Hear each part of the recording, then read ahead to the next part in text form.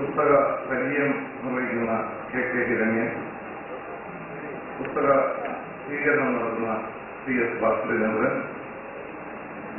ആശുപത്രി വാസിക്കുന്ന ND Surendran, doctor MR Govindan, നമ്മുടെ ഇന്നത്തെ താരമായ പ്രൊഫസർ P നാരായണ മേനോൻ, അദ്ദേഹത്തിന്റെ സഹധർമ്മിണി ചന്ദ്രമണി ടീച്ചർ, KK ബക്കർ, ശ്രീ ടോമി മാത്യു,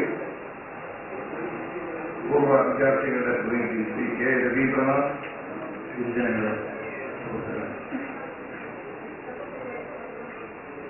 വളരെ അഭിമാനകരമായ ഒരു മുഹൂർത്തത്തിലാണ് നമ്മൾ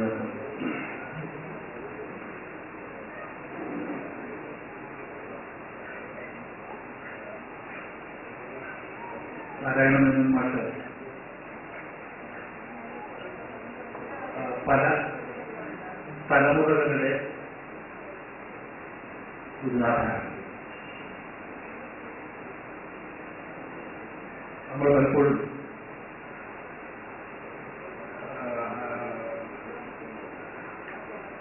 അദ്ദേഹത്തിന്റെ വളരെ വ്യത്യസ്തമായ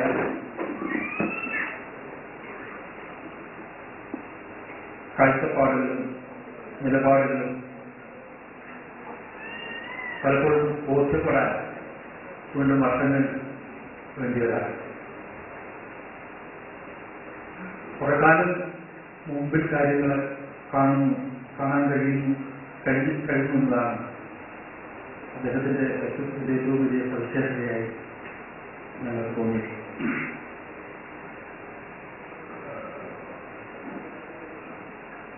അദ്ദേഹത്തിന്റെ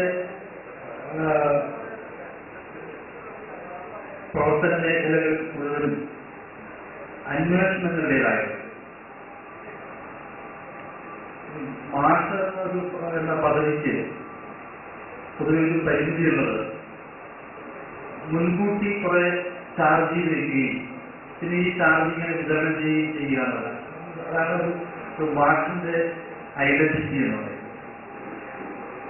പക്ഷെ മേനോന്മാർക്ക് ഓരോ നിമിഷവും ഓരോ സന്ദർഭവും അദ്ദേഹം ചാർജ് ചെയ്തുകൊണ്ടിരിക്കുന്ന മനുഷ്യൻ. ഇതാണ് മറ്റ് മാഷന്മാരിൽ നിന്ന് മേനോന്മാർക്ക് വ്യത്യസ്തനായത്. അപ്പോ മേനോന്മാർ എന്ന് പറയുന്നത് ഒരു വ്യക്തിയല്ല, ഒരു പദവിയാണെന്ന് തന്നെ വേണമെങ്കിൽ പറയാം. അദ്ദേഹം ഒരു മേനോന്മാർക്കാണെന്ന് പറഞ്ഞാൽ അദ്ദേഹം ഇപ്പോഴും ചാർജ് ചെയ്തുകൊണ്ടിരിക്കുന്ന, ഇപ്പോഴും അന്വേഷണങ്ങൾ മുന്നിക്കൊണ്ടിരിക്കുന്ന ആളാണ് എന്നതിലേക്ക്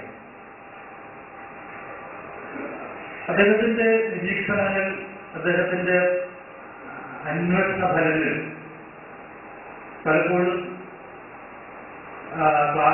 ക്ലാസുകളിലൂടെ ഔപചാരികവും അനൗപചാരികവുമായ ഞങ്ങളൊക്കെ അനൗപചാരികമായ അദ്ദേഹത്തിന്റെ ക്ലാസ്സിൽ ഇരിക്കുന്ന ആളുകളാണ്. അദ്ദേഹത്തിന്റെ ഔപചാരികമായ അദ്ദേഹത്തിന്റെ ക്ലാസ്സിൽ ഒരുപാട് ആളുകളുടെ. അപ്പൊ അങ്ങനെ പുതിയ കാര്യങ്ങൾ കണ്ടെത്തുകയും എപ്പോഴും പിന്നെ കറണ്ടായിരിക്കുക. സാധാരണഗതി ഒരു 10-40 വയസ്സൊക്കെ ആയി കഴിഞ്ഞാൽ ഒരു സ്റ്റാഗ്നേഷൻ വരാറുണ്ട്. അത് പ്രവൃത്തികൾക്കായാലും ചിന്തയ്ക്കായാലും ഒക്കെ ഉണ്ട്. ശീലങ്ങൾ ഉണ്ടാവുക, ഇങ്ങനെയൊക്കെ ആവുന്നതിനപ്പുറം പറ്റില്ല, ഞാൻ ഇതാണ് ഫിക്സ് ചെയ്യുന്ന ഒരവസ്ഥയുണ്ട്. പക്ഷെ ഇനിയും ഫിക്സ് ചെയ്തിട്ടില്ല. ഒരുതരം കൗമാരമില്ലാക്കാരം ആയിട്ടുള്ള വളരെ വൈബ്രന്റ് ആയിട്ടുള്ള ഒരു വ്യക്തിത്വമാണ് അദ്ദേഹത്തിന്റെ കാഴ്ചപ്പാടുകളും ചിന്തകളും മെറ്റീരിയലൈസ് ചെയ്ത് നമുക്ക് എക്കാലത്തും ഉപയോഗിക്കാൻ കഴിയുന്ന തരത്തിൽ രൂപപ്പെടുത്തിയെടുക്കുക എന്നുള്ളത് വളരെ കാലത്തെ ആഗ്രഹമായിരുന്നു. അദ്ദേഹത്തോട് പല വിഷയങ്ങളെ കുറിച്ച് പറയുന്നത് മാറ്റിനെ കുറിച്ച് ഒന്ന് എഴുതി തരണം, ഒന്ന് പ്രസിദ്ധീകരിക്കണം എന്ന് പലപ്പോഴും ആവശ്യപ്പെട്ടിട്ടുണ്ട്. പക്ഷേ അത്തരം കാര്യങ്ങൾ കുറച്ചു കാലത്തുള്ള എല്ലാ കാലത്തും പുലർത്തിയിരുന്നു. തന്നെ പ്രൊജക്ട് ചെയ്യുക. ഇന്ന് എല്ലാ ആളുകളും എന്നെ എങ്ങനെ മാർക്കറ്റ് ചെയ്യാം എന്നാണ് ആഗ്രഹിക്കുന്നത്. അത് സാഹിത്യരംഗത്തായാലും കലാരംഗത്തായാലും ഒക്കെ അവനവനെ മാർക്കറ്റ് ചെയ്യുക എന്നുള്ളതാണ് പൊതുവിൽ കണ്ടുവരുന്ന ഒരു പ്രവണത. അതിൽ നിന്ന് വ്യത്യസ്തമായി തന്നെ മാർക്കറ്റ് ചെയ്യാനല്ല തന്റെ ലക്ഷ്യം. തനിക്ക് സമൂഹത്തോട് ലോകത്തോട് പലതും പറയാനുണ്ട്, അത് പ്രചരിപ്പിക്കുകയാണ് തന്റെ ദൗത്യം എന്നുള്ള നിലപാട് എല്ലാ കാര്യങ്ങളിലും. അദ്ദേഹവുമായി കൂടുതൽ ഞാൻ ബന്ധപ്പെട്ടിട്ടുള്ളത് വിദ്യാഭ്യാസപരമായ കാര്യങ്ങളിലാണ്. ഭാഷാ പഠനത്തെ കുറിച്ചൊക്കെ അദ്ദേഹം 10-20 കൊല്ലം മുമ്പ് പറഞ്ഞ കാര്യങ്ങൾ ഇന്ന് പൊതുവിൽ അംഗീകരിക്കപ്പെട്ടിട്ടുണ്ട്. അന്ന് അദ്ദേഹം പറഞ്ഞ സന്ദർഭത്തിൽ ഇതൊക്കെ എന്ത് ഭ്രാന്താണ് എന്ന് പല ആളുകളും, ഈ മനുഷ്യൻ എന്ത് ഭ്രാന്താണ് പറയുന്നതെന്ന് പല ആളുകളും ചോദിച്ചിട്ടുണ്ട്. പക്ഷെ ഇന്നതൊക്കെ സിദ്ധാന്തങ്ങളായി പൊതുവിൽ അംഗീകരിക്കപ്പെടുന്ന ഒന്നായി മാറിയിട്ടുണ്ട്. ഇത് സാഹിത്യത്തിന്റെ കാര്യത്തിൽ, സാംസ്കാരിക വിഷയങ്ങളിൽ, ചരിത്രത്തിന്റെ കാര്യത്തിൽ, പഠനത്തിന്റെ കാര്യത്തിൽ ഒക്കെ തന്നെ ഇങ്ങനെ വ്യത്യസ്തമായ കാഴ്ചപ്പാടുകളും നിലപാടുകളും അവതരിപ്പിക്കാനും പുതിയ ചിന്തകൾക്ക് വഴിതുറക്കാനും ഒക്കെ ശ്രമിച്ച ആളാണ്. അപ്പോ ഇദ്ദേഹത്തിന്റെ നിലപാടുകളും കാഴ്ചപ്പാടുകളും ലോകത്തിന് വീണ്ടും നമുക്ക് നൽകണമെങ്കിൽ അതിന് ലിഖിതമായ ഒരു രൂപം ആവശ്യമുണ്ട്. പാതിലേക്ക് അദ്ദേഹത്തിന് സംസാരിക്കാൻ കഴിയുന്ന ആളുകളോട് അദ്ദേഹത്തോട് സംസാരിച്ചിട്ടുണ്ട്. അദ്ദേഹം മുമ്പ് പലപ്പോഴായി എഴുതിയ എനിക്ക് കൈമാറിയ ചില സാധനങ്ങൾ ഏതെങ്കിലും ഒരു ലെറ്റർ ഹെഡിന്റെ മൂലയ്ക്കൊക്കെ എഴുതിയ സാധനങ്ങളാണ്. ഇതിനെയൊക്കെ സ്വരൂപിച്ചിട്ടാണ് പുസ്തകമാക്കേണ്ടി വന്നത്. ഇങ്ങനെ ഒരു വളരെ കൃത്യമായി എഴുതി സൂക്ഷിച്ച് ഏതെങ്കിലും ഒരു പ്രസാധകരെ കണ്ടെത്തി പ്രസിദ്ധീകരിച്ച് വയ്ക്കാനുള്ള ശീലം അദ്ദേഹത്തിനില്ലാത്തതുകൊണ്ട് തന്നെ അദ്ദേഹത്തിന്റെ പുറകെ നടന്ന് ഏറെക്കുറെ 1.5 കൊല്ലത്തെ പ്രയത്നം ഇതിന്റെ പിന്നിൽ വേണ്ടി വന്നു. അങ്ങനെയാണ് പുസ്തക രൂപത്തിലാക്കിയത്. അദ്ദേഹത്തിന്റെ കാഴ്ചപ്പാടുകൾ, അതുപോലെ അദ്ദേഹത്തിനുണ്ടായ അനുഭവങ്ങൾ. സാധാരണ ഈ അനുഭവങ്ങൾ എന്ന് പറഞ്ഞാൽ ഒരാളെ കുറിച്ച് ഇങ്ങനെ പൊക്കി എഴുതുക, അദ്ദേഹം ദൈവദൂതനായിരുന്നു എന്നൊക്കെ പറഞ്ഞിട്ട് എഴുതുന്നതിന് പ്രത്യേകിച്ച് ആത്മാർത്ഥതയില്ലാതെ എഴുതുന്ന സംഗതികളാണ്. പക്ഷെ ഇവിടെ അങ്ങനെയുള്ള ഒരു എഴുത്തല്ല. നമ്മൾ എഴുതിയ ആളുകളൊക്കെ തന്നെ സ്വീകരിച്ച ഒരു നിലപാട്, അദ്ദേഹം പറഞ്ഞിട്ടുള്ള കാര്യങ്ങൾ, അദ്ദേഹം കാണിച്ചിട്ടുള്ള വഴികൾ, ഇത് ഭാവി തലമുറയ്ക്ക് അല്ലെങ്കിൽ നാളത്തെ ലോകത്തിന് ഇതൊരു റഫറൻസായി മാറേണ്ടതുണ്ട് എന്ന ഒരു സമീപനം സ്വീകരിച്ചുകൊണ്ടാണ് ഇതിനകത്തുള്ള രചനകളൊക്കെ തന്നെ നിർവഹിച്ചിട്ടുള്ളത്. അങ്ങനെ ഒരു വലിയ സമാഹാരം, അത് പേജുകളുടെ എണ്ണത്തിലല്ല, അതിന്റെ ഉള്ളടക്കത്തിന്റെ കാര്യത്തിൽ ഒരുപക്ഷെ ഇനിയും അത് സമ്പുഷ്ടമാക്കേണ്ടതുണ്ട്. ഈ ഇത്ര കാലമെടുക്കുമെങ്കിലും ഇനിയും എന്തൊക്കെയോ അത് കൂട്ടിച്ചേർക്കാനുണ്ട് എന്ന തോന്നൽ ഇതിന്റെ പിന്നിൽ പ്രവർത്തിച്ച് ഞങ്ങൾക്കെല്ലാം ഉണ്ടായിട്ടുണ്ട്. എങ്കിലും ഈ രൂപത്തിലെങ്കിലും നിങ്ങളുടെ മുന്നിൽ ഇത് അവതരിപ്പിക്കാൻ കഴിയുന്നതിൽ ഞങ്ങൾക്ക് ചാരിതാർത്ഥ്യമുണ്ട്. ഈ പുസ്തകം ലോകത്തിന് സമർപ്പിക്കുന്ന ചടങ്ങിലൂടെ എത്തിയിട്ടുള്ള ആളുകളെ സ്വാഗതം ചെയ്യുക എന്നതാണ് എന്റെ ചുമതല. ആദ്യമായി ഞാൻ മാഷ് തന്നെ ഈ വേദിയിലേക്ക് സ്വാഗതം ചെയ്യുകയാണ്.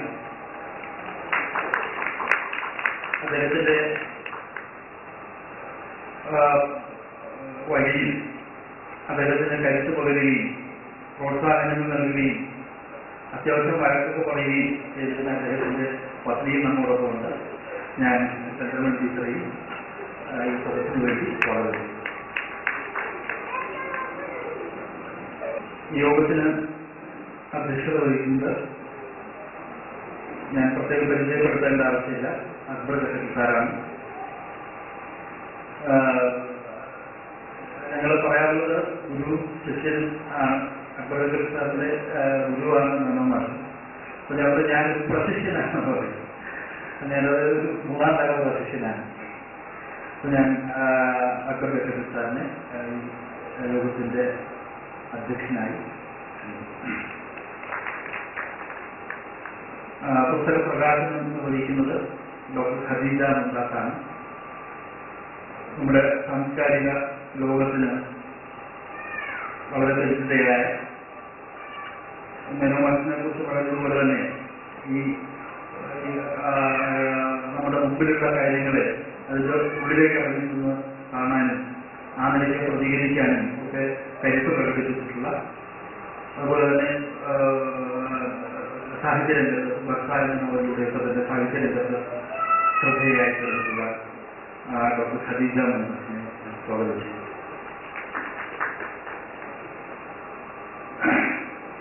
അനുഗ്രഹ പ്രഭാഷണം നടത്താനായി ഗുരുനാഥന്റെ 2 ഗുരുനാഥന്മാരാണ് എത്തിയിട്ടുള്ളത്. ഈ ഭാഷയുടെയും സാഹിത്യത്തിന്റെയും ഒക്കെ ലോകത്തേക്ക് മനോമാറ്റിന്റെ ശ്രദ്ധ കൊണ്ടുവരികയും അദ്ദേഹത്തിന്റെ കരുത്ത് പകരുകയും ഒക്കെ ചെയ്ത ഗുരുനാഥന്മാരാണ്. കോയിക്കൽ കെ ജേക്കബ്, അദ്ദേഹം മലയാള അധ്യാപകരായിരുന്നു. സ്കൂൾ മാഷ് മലയാളം പഠിപ്പിച്ചയാളാണ്. മലയാള സാഹിത്യം ഏറെ സാധ്യതകളുള്ള, ഏറെ അന്വേഷണങ്ങൾക്ക് വഴിയുള്ള ഒന്നാണ് എന്ന് മാഷ് കാണിച്ചു കൊടുത്ത ജേക്കബ് സാറിനെ സ്വാഗതം. അതുപോലെ തന്നെ സംസ്കൃത പണ്ഡിതനും സംസ്കൃതത്തിലും മലയാളത്തിലും ഒക്കെയായി നിരവധി രചനകൾ നിർവഹിച്ചയാളുമായ ഈ ചന്ദ്രശേഖർ റായ്, അദ്ദേഹം മനോമാറ്റിന്റെ സംസ്കൃത അധ്യാപകനായിരുന്നു. ഈ സ്കൂളിന്റെ ഭാഗമായിട്ടല്ല, അല്ലാതെ തന്നെ മനോമാറ്റ് സംസ്കൃതം പഠിച്ചത് ഈ ചന്ദ്രശേഖർ റായ് സാറിന്റെ അടുത്തു നിന്നാണ്. അദ്ദേഹത്തെ സ്വാഗതം ചെയ്യാനുള്ള ഒരു അപൂർവം നിർവഹിച്ചിട്ടുണ്ട്. നമുക്ക് വേണ്ടി ഞാൻ അദ്ദേഹത്തെ സ്വാഗതം ചെയ്യും.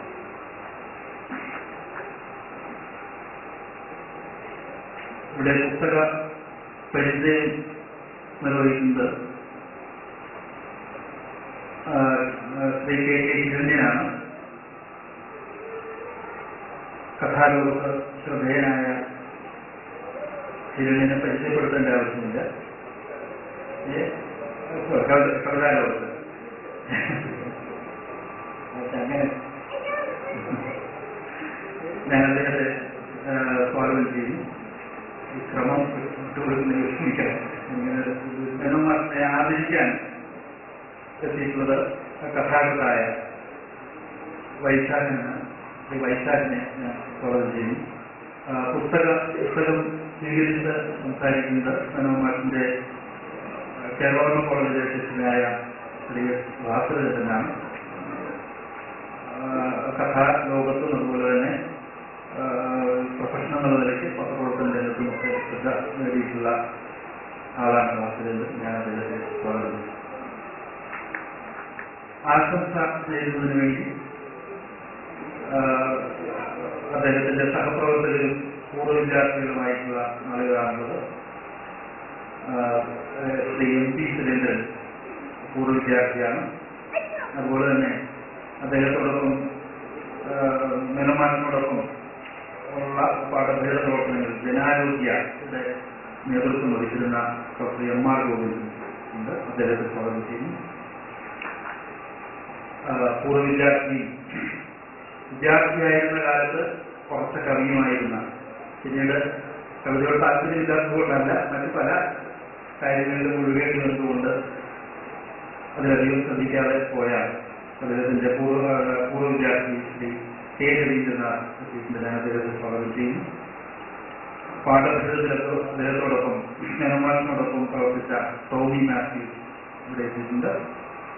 ഞാൻ അദ്ദേഹത്തെ സ്വാഗതം ചെയ്യുന്നു. നന്ദി പ്രകാശിപ്പിക്കുന്നത് ശ്രീ കെ കെ ബക്കറാണ്. ബക്കർ ഈ പുസ്തകം അതിന്റെ രചനകളൊക്കെ സ്വീകരിക്കുന്നതിൽ നിർണായകമായ പങ്കുവഹിച്ചയാളാണ്. ബക്കറിനെ ഞാൻ സ്വാഗതം ചെയ്യുന്നു. ഇതിനെല്ലാം ഉപരിയായി പേരെടുത്ത് പറയേണ്ടവരായ നിരവധി ആളുകൾ, ഇവിടെ ഇരിക്കുന്നതിൽ ബഹുഭൂരിപക്ഷം ആളുകളെയും പേരെടുത്ത് പറഞ്ഞ് സ്വാഗതം ചെയ്യുന്നതാണ്. അതിനുള്ള ഒരു വൈദഗ്ധ്യം എനിക്കില്ലാത്തതുകൊണ്ട് എൻ്റെ ഒരു പരിമിതി ക്ഷമിക്കണം എന്ന് പറയുകയാണ്. ഞാൻ എല്ലാവരും പേരെടുത്ത് സ്വാഗതം ചെയ്തതായി കണക്കാക്കണം എന്ന് മാത്രം അപേക്ഷിച്ചുകൊണ്ട് ഞാൻ അവസാനിപ്പിക്കുന്നു. നമസ്കാരം.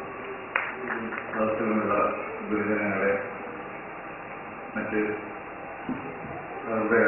സുഹൃത്തുക്കളെ, നമ്മുടെയൊക്കെ ജീവിതത്തിൽ ഏറ്റവും സന്തോഷവും സംതൃപ്തിയും സമ്മാനിക്കുന്ന ചില സന്ദർഭങ്ങളുണ്ട്. അങ്ങനെ വളരെ വ്യക്തിപരമായി പറഞ്ഞാൽ എന്നെ സംബന്ധിച്ചിടത്തോളം അങ്ങേയറ്റം ആഹ്ലാദം അനുഭവിക്കുന്ന ഒരു മുഹൂർത്തമാണ് ഇത്. കാരണം ഞങ്ങൾ കുറച്ച് ശിഷ്യന്മാരും കുറച്ച് സുഹൃത്തുക്കളും കുറെ കാലമായി ആലോചിച്ചുകൊണ്ടിരുന്ന ഒരു സ്വപ്ന പദ്ധതിയുടെ അല്ലെങ്കിൽ ആശയത്തിന്റെ ആവിഷ്കാരമാണ് ഇന്ന് ഇവിടെ നടക്കുന്നത്. ഡോക്ടർ പി കെ തിലകയുടെ സ്വാഗതത്തിൽ സൂചിപ്പിച്ചതുപോലെ വളരെ അധികം ഉയരത്തിൽ നിൽക്കുകയും പക്ഷെ ആ ഉയരം മറ്റാരെയും കാണിക്കാതെ ഒതുങ്ങിയ പ്രകൃതത്തോടെ കഴിയുകയും ചെയ്യുന്ന ഒരു മഹാപ്രതിഭയാണ് നാരായണ മേനോൻ മാഷ്. അങ്ങനെയുള്ള ആളുകൾ പലപ്പോഴും കർത്തന് പിന്നിൽ നിൽക്കുകയും കാലം കഴിയുമ്പോൾ ഓർക്കപ്പെടാതെ പോവുകയുമാണ് ചെയ്യാറുള്ളത്. അവരുടെ സുഹൃത്തുക്കളും അതുപോലെ തന്നെ അഭ്യുദയകാംക്ഷികളും അങ്ങനെ പോരാ എന്ന് തീരുമാനിക്കുന്ന, അങ്ങനെ പോരാ എന്ന നിശ്ചയത്തോടുകൂടി ആലോചിക്കുന്ന സന്ദർഭങ്ങളിലാണ് അവർക്ക് വേണ്ടി എന്തെങ്കിലും രൂപപ്പെടുന്നത്. ഞാൻ പറഞ്ഞ കുറച്ച് സുഹൃത്തുക്കൾ, കുറച്ച് ശിഷ്യന്മാർ മേനോൻ മാഷെ അങ്ങനെ ചരിത്രത്തിന്റെ ഭാഗമല്ലാതെ വിടുന്നത് ശരിയല്ല എന്ന ഉറച്ച തീരുമാനമെടുത്തതിന്റെ ഫലമായിരുന്നു, അല്ലെങ്കിൽ ഫലമാണ് ഈ പുസ്തകവും അദ്ദേഹത്തെ ആദരിക്കുന്ന ഈ ചടങ്ങും എന്ന് പറയാം. വളരെ ബുദ്ധിമുട്ടിയാണ് മാഷെ കൊണ്ട് ഞങ്ങൾ ഇത് ആദ്യം സമ്മതിപ്പിക്കുന്നത്. പക്ഷെ സമ്മതിപ്പിച്ചതിന് ശേഷം പിന്നീട് ഉണ്ടായത് ഞങ്ങളുടെ തന്നെ അനവധാനങ്ങളുണ്ട്. എന്നും പറയാമോ എന്ന് അറിഞ്ഞുകൂടാ. ഞങ്ങൾ ഉദ്ദേശിച്ച രൂപത്തിൽ കാര്യങ്ങൾ നീക്കാൻ പറ്റാത്തതുകൊണ്ട് കുറെ ഇത് വൈകി എന്ന കുറ്റബോധത്തോടെ ഞാൻ ഈ അവസരത്തിൽ ഓർമ്മിക്കുകയാണ്. അനവധാനത എന്ന് പറയുമ്പോൾ ആ വാക്ക് തന്നെയാണോ ഇതിന്റെ ശരിക്കും വേണ്ടത് എന്ന് എനിക്ക് സംശയമുണ്ട്. കാരണം ഇത് ഈ ആശയം ഞങ്ങൾ മുമ്പോട്ട് വെച്ച് പല എഴുത്തുകാരെയും അദ്ദേഹത്തിന്റെ ശിഷ്യന്മാർ, സുഹൃത്തുക്കൾ, സഹപ്രവർത്തകർ തുടങ്ങിയവർ ലിസ്റ്റുണ്ടാക്കി ലേഖനങ്ങൾ എഴുതിക്കാൻ ശ്രമിച്ചെങ്കിലും ആരും ബോധപൂർവമല്ല ഇങ്ങനെ എഴുതാം എന്നുള്ള രീതിയിൽ നീട്ടി വെച്ച് വല്ലാതെ അങ്ങ് വൈകി. ഞങ്ങളൊരു ശരിക്കും പറഞ്ഞാൽ ഈ പുസ്തകത്തിന്റെ അവസാന ഘട്ടത്തിലാണ് അത് എഴുതുന്നത്. അതുപോലെ ഇവിടെ ഇരിക്കുന്ന എല്ലാ ആൾക്കാരും പാത്രനും ഹിരണ്യനും എല്ലാം തന്നെ അവസാന ഘട്ടത്തിലാണ് അത് എഴുതുന്നത്. അപ്പൊ കുറച്ചുപേരുടെ നമുക്ക് എഴുതാൻ ആഗ്രഹിച്ചിരുന്ന കുറച്ചുപേരുടെ മേഖലകൾ നമുക്ക് കിട്ടിയിട്ടില്ല. അതുപോലെ പലരെയും ഇതിൽ ഉൾപ്പെടുത്തേണ്ടതുണ്ടാകും. ഏതായാലും കുറ്റമറ്റ രീതിയിൽ ഒരു പ്രസിദ്ധീകരണം, പ്രത്യേകിച്ച് ഒരു വ്യക്തിയെ കുറിച്ചുള്ളത് പ്രകാശനം ചെയ്യാവുന്നത് അസാധ്യമാണ്. എന്നാൽ ഒന്ന് എനിക്ക് ഉറപ്പിച്ചു പറയാൻ കഴിയും, ഞങ്ങളുടെ പരിമിതികൾക്കുള്ളിൽ നിന്നുകൊണ്ട് അതിമനോഹരമായി ഈ പുസ്തകം, മേനോൻ മാഷയെ കുറിച്ചുള്ള ഈ പുസ്തകം, മേനോൻ മാഷുമായി അഭിമുഖങ്ങളുള്ള ഈ പുസ്തകം, മേനോൻ മാഷ എഴുതിയ ലേഖനങ്ങളുള്ള ഈ പുസ്തകം, ഇത് നമുക്ക് ഒരുക്കുവാൻ സാധിച്ചിരിക്കുന്നു. മാഷയെക്കുറിച്ച് എനിക്ക് പറയാനുള്ളത് ഞാൻ ആ പുസ്തകത്തിൽ പറഞ്ഞിട്ടുണ്ട്. ഇവിടെ ഇരിക്കുന്ന പലർക്കും അറിയാവുന്നതുപോലെ നന്മയുടെ, സ്നേഹത്തിന്റെ, കാരുണ്യത്തിന്റെ ഒക്കെ ഒരു പ്രതീകമാണ് മേനോൻ മാഷ് എന്ന് നമുക്ക് നിസ്സംശയം പറയാം. ഒരുപാട് ആശയങ്ങൾ ഉള്ളിലൊളിപ്പിച്ചിട്ടുള്ള ഒരു വലിയ മനുഷ്യൻ. അദ്ദേഹം ഈ നമ്മുടെ സാമൂഹിക ജീവിതത്തിലെ ഒരുപാട് ചലനങ്ങളുടെ നേർക്ക് തന്റെ പുരോഗമന വീക്ഷണവുമായി, തന്റെ വേഗവായ്പുമായി മുന്നിട്ട് ഇറങ്ങിയിട്ടുള്ള ആളാണ്. ഫിലിപ്പ് ചന്ദ്രന്റെ ഒക്കെ ഈ ലേഖനം നമുക്ക് വായിച്ചാൽ അദ്ദേഹം ഒരു കാലത്ത് ചെയ്ത പ്രവർത്തനങ്ങളെക്കുറിച്ച് നമുക്ക് വളരെ വ്യക്തമായി തന്നെ മനസ്സിലാക്കാവുന്ന തരം ചിത്രങ്ങൾ നൽകിയിരുന്നു. ഏതായാലും ഒരു ഗുരുവിന് സമർപ്പിക്കുന്ന ഒരു ദക്ഷിണ, ഒരു ഗുരുദക്ഷിണ, സുഹൃത്തുക്കൾ നൽകുന്ന ഒരു സ്നേഹ സമർപ്പണം, അങ്ങനെയൊക്കെ ഈ പുസ്തകത്തെ അതുപോലെ തന്നെ ഈ ആദരിക്കുന്ന ചടങ്ങിനെ വിശേഷിപ്പിക്കാമെന്ന് എനിക്ക് തോന്നുന്നു. പിന്നീട് എനിക്ക് പ്രത്യേകിച്ച് എടുത്തു പറയാനുള്ളത് ഈ കോവലിൻ ട്രസ്റ്റിനെയാണ്. കോവലിൻ ട്രസ്റ്റ് വളരെ സുസ്ഥിരമായ രീതിയിൽ കഴിഞ്ഞ വർഷം തൊട്ട് ഇതിന്റെ ട്രസ്റ്റിന്റെ പരിപാടികളുമായി മുന്നേറുകയാണ്. ട്രസ്റ്റാണ് ഇങ്ങനെ ഒരു പരിപാടി ഇവിടെ സംവിധാനം ചെയ്യാനുള്ള എല്ലാ കാര്യങ്ങളും ചെയ്തത്. അവരുടെ രക്ഷിതാവ്, അവരുടെ എന്നൊക്കെ ഞാനും അതിന്റെ ഭാഗമാണ്, ഞങ്ങളുടെ രക്ഷിതാവ് കൂടിയായ മേനോൻ മാഷ് ഒരുക്കുന്ന ഈ ആദരവിന്റെ പുസ്തക പ്രകാശനത്തിന്റെ ഒക്കെ ഉത്തരവാദിത്വം ഏറ്റെടുത്ത് അതിവിടെ സംവിധാനം ചെയ്തത്. അത് നന്ദിപൂർവ്വം ഓർമ്മിക്കാൻ ഞാൻ ഈ അവസരം ഉപയോഗിക്കുന്നു. ഞാൻ ദീർഘമായി സംസാരിക്കുന്നില്ല. ഒരുപാട് മാഷെ കുറിച്ച് പറഞ്ഞു തുടങ്ങിയാൽ ഒരുപാട് പറയാനുണ്ടാവും. ഇവിടെ ഇരിക്കുന്ന എല്ലാവർക്കും പറയാനുണ്ടാവും. 4 മണിക്ക് ഈ ചടങ്ങ് അവസാനിക്കേണ്ടതുണ്ട്. അതുകൊണ്ട് അടുത്ത പരിപാടിയിലേക്ക് കടക്കുകയാണ്. ആദ്യം നമ്മുടെ പ്രിയപ്പെട്ട വൈശാഖ മാഷ് ശ്രീ മേനോൻ സാറിനെ പൊന്നാട അണിയിച്ച് ആദരിക്കുകയാണ്. മലയാളി രണ്ടുപേരെയും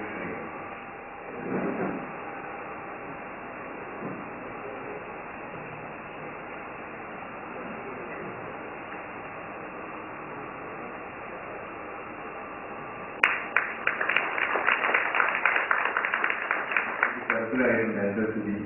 പക്ഷെ നാരായണ മാഷെ ആദരിക്കുക എന്ന് പറഞ്ഞു കഴിഞ്ഞാൽ അത് വിളിക്കാതെ തന്നെ വരേണ്ട ഒരാളാണ് ഞാൻ. കാരണം ഈ ലോകത്തിൽ നമുക്കറിയാം ഒരുപാട് പേര്, ഡോക്ടർ പി ജെ തിലക് പ്രസംഗിക്കുമ്പോൾ പറഞ്ഞു, സെൽഫ് മാർക്കറ്റിംഗ് എന്ന് പറഞ്ഞ കാര്യമാണ് ഏറ്റവും കൂടുതലുള്ളത്. തന്നെ എങ്ങനെ പൊക്കാം എന്ന് എല്ലാ മണ്ഡലങ്ങളിലും ശ്രമം നടന്നുകൊണ്ടിരിക്കും. മറ്റൊന്ന്, നമ്മൾ സതുദ്ദേശത്തോടുകൂടി പറയുന്ന ഒരു കാര്യം പോലും വളരെ വിപരീതമായി തിരിച്ചു വന്ന് നമ്മളെ തത്വദർശനം പോലെ ആക്രമിച്ചേക്കാം. അങ്ങനത്തെ ഒരു കാലത്താണ് മേനോൻ മാഷ് ഈ ഭാവിയിലേക്കുള്ള തന്റെ പ്രൊജക്ഷൻ നിർവഹിക്കുന്നത്. ഭൂതകാലത്തിനെ സത്യത്തിന്റെ വെളിച്ചത്തിൽ പരിശോധിക്കുന്ന ഒരാൾക്ക് മാത്രമേ വർത്തമാനകാലത്തിനെ വേണ്ട വിധം വിശ്ലേഷണം ചെയ്യാനും മാനുഷികത്തെ ഭൂതത്തിലേക്ക്, ഭാവിയിലേക്ക് വിക്ഷേപിക്കാൻ കഴിയും. അങ്ങനെ വിക്ഷേപിക്കാൻ കഴിയുന്ന ഒരാളാണ് നാരായണ മാഷ്. നിശബ്ദ സാന്നിധ്യം പോലെയാണ് അദ്ദേഹം പ്രവർത്തിച്ചിട്ടുള്ളത്. ഞാൻ തന്നെ കണ്ടാണശ്ശേരിയിൽ എത്താൻ പലപ്പോഴും കാരണം നാരായണ മാഷാണ്. കോവിലനാണ് എന്നെ അദ്ദേഹത്തെ പരിചയപ്പെടുന്നത്. സൗമ്യതയാണ് അദ്ദേഹത്തിന്റെ മുഖമുദ്ര. മനസ്സ് ആർക്കെങ്കിലും വിക്ഷുബ്ധം ആകുന്നുണ്ടെങ്കിൽ വേറെ ഒന്നും വേണ്ട. പണ്ടൊക്കെ ആളുകൾ നാരായണ എന്ന് പറയുന്ന പോലെ നാരായണ മാഷിന്റെ പരിചയമുള്ളവർക്ക് നാരായണ മാഷ ഓർത്താണ് മനസ്സിന്റെ വിക്ഷുബ്ധതകളാണ്. മറ്റൊന്ന്, അദ്ദേഹം നിശബ്ദമായി പകർന്നുകൊണ്ടിരിക്കുന്ന ഊർജം. വളരെ കുറച്ച് ഞാൻ പറയുന്നത്, അത് ഡോക്ടർ തിലക് പറഞ്ഞപ്പോൾ എനിക്ക് ഓർമ്മ വന്നൊരു കാര്യം, ഈ ആർതർ സി ക്ലാർക്ക് എന്ന് പറയുന്ന മഹാനായ ശാസ്ത്ര സാഹിത്യകാരന്റെ ഒരു നോവലുണ്ട്. അതിന്റെ പേര് വെന്റിവോ വിത്ത് രാമ എന്നാണ്. അധികം പേരൊന്നും വായിക്കാൻ വഴി വളരെ മുമ്പ് ഇറങ്ങിയതാണ് ആ പുസ്തകം. അതിലെ ഒരു ഊർജത്തിന്റെ കാര്യം മാത്രമാണ് ഞാൻ പറയുന്നത്. ആ പുസ്തകം ഇങ്ങനെ വെന്റിവോ വിത്ത് രാമ എന്ന പേരിടാൻ കാരണം, മനുഷ്യര് വളരെ ഭാവിയിൽ ഒരിക്കല് ബഹിരാകാശത്ത് നിരീക്ഷിക്കുമ്പോൾ എന്തോ വിചിത്ര സാധനം ഭൂമിയുടെ നേരെ വരുന്നത് കണ്ട് ഭൂമിയിലുള്ളവർ ഭയപ്പെടുകയാണ്. അപ്പൊ അവർക്ക് മനസ്സിലായ ഒരു അനേക കിലോമീറ്ററിൽ കൂടുതലുള്ള ഒരു ബഹിരാകാശ വാഹനമാണ് ഭൂമി ആക്രമിക്കാൻ വരികയാണ്. മറ്റുള്ള ബഹിരാകാശത്ത് കാണുന്ന എല്ലാത്തിനും തന്നെ ഗ്രീക്ക് പുരാണങ്ങളുടെ കഥാപാത്രങ്ങളുടെ പേരിട്ട് കഴിഞ്ഞിരിക്കുന്നു. വീനസ്, ജൂപ്പിറ്റർ, അങ്ങനത്തെ. അതുകൊണ്ട് ഇതിനെ രാമ എന്ന് പേരിടുക ഈ സാധനത്തിന്. അപ്പൊ രാമനുമായിട്ടുള്ള കണ്ടുമുട്ടലിനാണ് വെന്റിവോ വിത്ത് രാമ. ഇവിടുന്ന് നമ്മുടെ ഇന്റർപോൾ പോലെ വലിയൊരു സംഘടന ശാസ്ത്രജ്ഞന്മാരുടെ ഇവിടുന്ന് അതിനെ തകർക്കാൻ വേണ്ടി പോവുകയാണ്. അങ്ങനെ കുറെ ദൂരം യാത്ര ചെയ്ത് അവർ ഓർമ്മയുള്ളൂ. അത് കഴിഞ്ഞ് പിന്നെ അവർക്ക് ബോധം വരുമ്പോൾ ഈ വലിയ സ്പേസ് ഷിപ്പിന്റെ ഉള്ളിലാണ് അവർ നിൽക്കുന്നത്. അവർ പറയുകയാണ്, ഭൂമിയിൽ നിന്ന് വന്ന നിങ്ങളുടെ ഭാഷയിൽ ഞങ്ങൾ സംസാരിക്കുകയാണ്. നിങ്ങൾ ധരിച്ചു വെച്ചത് ഞങ്ങൾ നിങ്ങളെ ആക്രമിക്കാൻ വരിക എന്നാണ്. ആക്രമിക്കുക എന്നുള്ള പദവും തെറ്റും എത്രയോ പഴയ ഒരു പദമാണ്. ഞങ്ങൾക്ക് ആ പദത്തിന്റെ അർത്ഥം പോലും ശരിക്കും മനസ്സിലാവില്ല. അങ്ങനെയുള്ള നിങ്ങളുടെ മനസ്സിൽ അത്തരം ചിന്തകൾ ഉണ്ടാവാതിരിക്കട്ടെ. ഞങ്ങൾ വന്നത് ഞങ്ങൾ വളരെ അകലെയുള്ള ഒരു പ്രപഞ്ചത്തിൽ നിന്നാണ് വരുന്നത്. ഞങ്ങളുടെ ഈ ബഹിരാകാശ വാഹനത്തിന്റെ ഊർജം കുറഞ്ഞു പോയിരിക്കുന്നു. അപ്പൊ ഇവിടെ ഒരു നക്ഷത്രം കണ്ടു, അതിൽ നിന്നും കുറച്ച് ഊർജം സ്വീകരിച്ചുകൊണ്ട് ഞങ്ങളുടെ യാത്ര തുടരുകയാണ്. പ്രകാശ വർഷങ്ങൾ കടന്നു പോകുന്ന യാത്ര. അപ്പൊ ഭൂമിയിൽ നിന്ന് വന്ന ഈ വളരെ പ്രിമിറ്റീവ് ഇന്റലിജൻസ്, വളരെ പ്രാകൃതമായ ബുദ്ധിയുള്ള ഈ ജീവികളെ അവർ തിരിച്ച് അവരുടെ വാഹനങ്ങളിലേക്ക് തന്നെ അയക്കുകയാണ്. അങ്ങനെ അവർ തിരിച്ചു വരിക. ഇങ്ങനെ ഊർജം തരുന്ന നക്ഷത്രങ്ങൾ വളരെ കുറവാണ് പുതിയ കാലത്ത്. പലതും അന്ധകാരത്തെയാണ് വഹിച്ചുകൊണ്ടിരിക്കുന്നത്. നാരായണ മാസ്റ്റർ നിശബ്ദമായി ഇരുന്നുകൊണ്ട് അദ്ദേഹം ഒരു കുഞ്ഞു സൂര്യനെ പോലെ അദ്ദേഹത്തിന് സമീപത്ത് വരുന്നവർക്കെല്ലാം ഊർജം പകരുകയാണ് ചെയ്തത്. ഈ അധികം നാളുകൾ സംസാരിച്ച് പഴകിൽ അറിഞ്ഞിട്ടില്ലെങ്കിലും എന്നെ സംബന്ധിച്ചും അദ്ദേഹത്തിൽ നിന്നും ഊർജം ലഭിച്ചിട്ടുണ്ട്. എങ്ങനെ കാര്യങ്ങളെ സമീപിക്കണം, എങ്ങനെയാണ് സന്തുലനം എന്നുള്ള വാക്ക് ജീവിതത്തിൽ പ്രയോഗിക്കാൻ കഴിയുന്നത് വളരെ ബുദ്ധിമുട്ടാണ്. ബ്ലോക്ക് തിങ്കിങ് എന്ന് പറഞ്ഞ ഒരു ഇംഗ്ലീഷ് ഉപന്യാസത്തിൽ പറയുന്നുണ്ട്, ഒന്നുകിൽ നിങ്ങൾ ഈ ബ്ലോക്കിലായിരിക്കണം, അല്ലെങ്കിൽ നിങ്ങൾ മറ്റേ ബ്ലോക്കിലായിരിക്കണം. 2 ബ്ലോക്കിന്റെയും നടുക്കുകൂടെ നിങ്ങൾ നടന്നാൽ 2 ബ്ലോക്കിൽ നിന്നും നിങ്ങൾ നേരെ കല്ലുകൾ വരുന്നതാണ്. ഇതെന്നും ലോകത്തിലെ സത്യമാണ്.